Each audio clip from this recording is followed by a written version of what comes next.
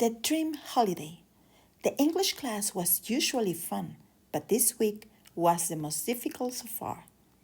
Mrs. Davis gave them a big project. Write about their dream holiday. Danny, Paul, and Lucy were in the same group. Danny was the fastest at finishing tasks, but sometimes his work wasn't as careful as it could be. Paul was more organized than Danny. He always had neat notes.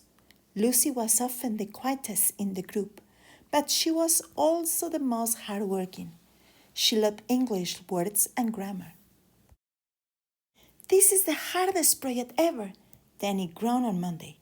My dream holiday is too big to write about. Paul looked at his empty notebook. I think the writing part is more difficult than the research. I can't think of good sentences. Lucy smiled. It's not as bad as you think. Let's start with ideas. What's the best place for your holiday, Danny?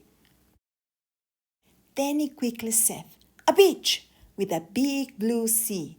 And what's the most exciting activity there? Lucy asked. They talked and wrote down ideas. Paul's handwriting was neater than Danny's, so he wrote the main points. Lucy suggested more interesting words. Instead of good, let's use amazing or wonderful, she said. Danny wanted to play games after school, but Lucy said, we need to work a little longer than today. The project is due soon. She spent extra time checking the grammar, making sure their sentences were better than just okay. On Friday, it was time to present. Many groups had short projects. Mrs. David looked happy when Danny, Paul, and Lucy presented their work. Their story about a dream beach holiday was colorful and full of good words. This is one of the best projects, Mr. Davis said. The story is clear, the vocabulary is rich, and the grammar is much better than in your last project. Lucy, your dedication really made this project the most successful. Lucy felt happy. Danny and Paul agreed. They realized that being hardworking was more important than just being fast or neat. It made their work the best it could be, and that feeling was better than any game.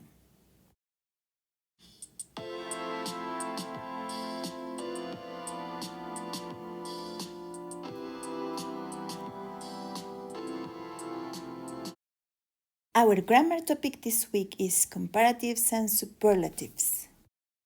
Comparatives and superlatives are special forms of adjectives and adverbs used to compare things. Let's review very fast what you know about comparatives and superlatives. The structure depends on the length of the adjective. For some of them, we need to add er plus than, or we need to add more than the adjective and then than. For example, my car is faster than yours. She speaks more quietly than him. Your house is bigger than my apartment. And don't forget the rule, if an adjective ends in consonant, vowel, consonant, we need to double that consonant and add er. For the purpose of this video, we are going to focus only in the following structures: not as, less than, and more than. Let's start with the first grammar structure: subject, verb, not as, adjective, as, plus subject. Example: the small tablet is not as expensive as the large laptop. My old car is not as fast as your new one. Shopping in Antea is not as relaxing as shopping online. My bicycle is not as old as my brother's bicycle. Now let's observe the following one. When we need the subject, the verb less, adjective than, plus subject. This difficult book is less interesting than the movie. Learning a second language is often less easy than people think. She walks to work less quickly than she rides her bike. The hotel room was less comfortable than the small apartment. My new computer is less complicated than my old one. And here we have more examples. The park near the river is not as safe as the park in the city center. He drives not as slowly as his grandfather. I felt happier than I thought I would after the exam. Now let's observe the superlatives. We are going to need the subject is a must plus adjective plus complement. That small bird is the quickest animal I have ever seen. Friday is often the happiest day of the working week. This gold watch is the most expensive item in the store, and more. And our last grammar structure. Subject is the least, adjective plus complement. Remember, the least is the opposite of the most. This small pencil is the least useful tool in my desk. The snail is the least fast of all the animals. The blue hat was the least popular gift at the party. This movie has the least exciting plot of the three.